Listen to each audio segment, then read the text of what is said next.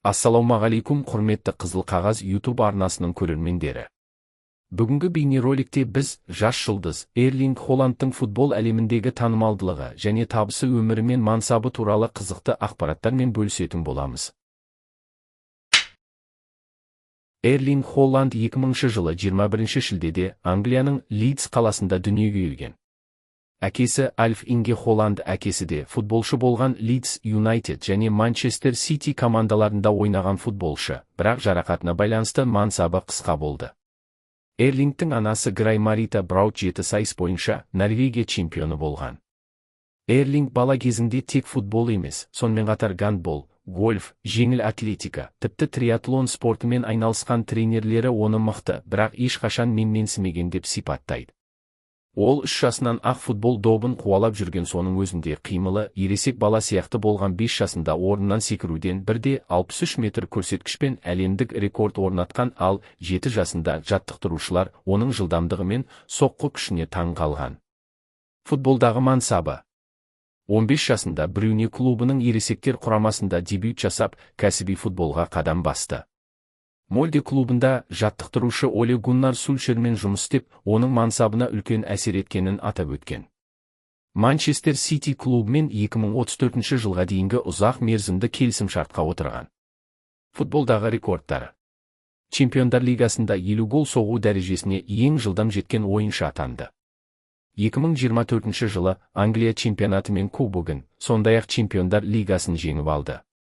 2019 жылы 20 жасқа дейінгі жастар құрамасында әлем біріншілігінде Гондурас құрамасына қарсы ойында бір матчта 9 гол соғып, рекорд орнатты.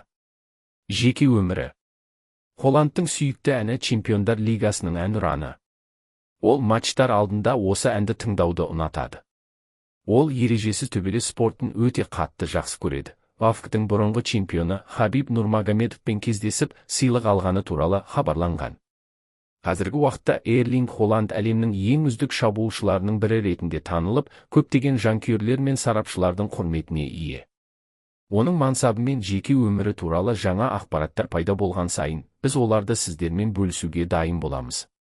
Керемет, қызығырақ тұстарын айтайын: Эрлинг Холландтың футболдағы дарыны ғана емес, өмірлік әдеттері мен қылықтары да оны ерекше етіп көрсетеді. Голдан кейінгі ритуалдары: Эрлинг әр гол соққан соң ерекше түрде қуанады, көзін жұмып, тізесін бүгіп, медитация қалпында отырады. Бұл оның зән, бейбітшілік пен ішкі тыныштықты табу амалдарының бірі.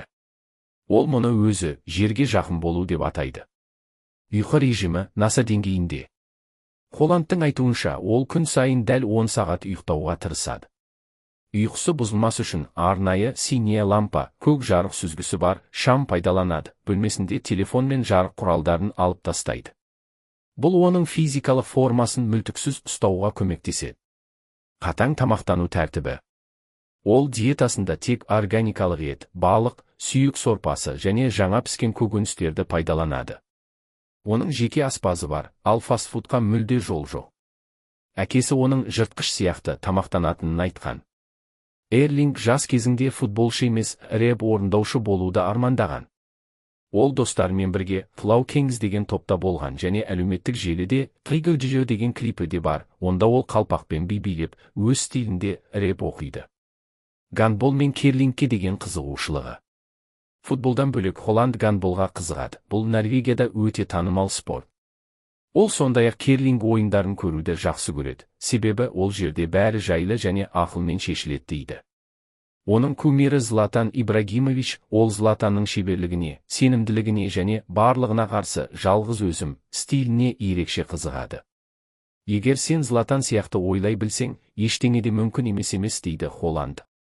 Ал міне, құрметті көрермендер, Эрлинг Холланд туралы дайындаған қызықты ақпараттар жинағымыз өз мәресіне де жетті. Бейнеролигіміз ұнаса лайк басып, пікір қалдырып, арнамызға тіркеліп кетіңіздер, бұл біз өте маңызды.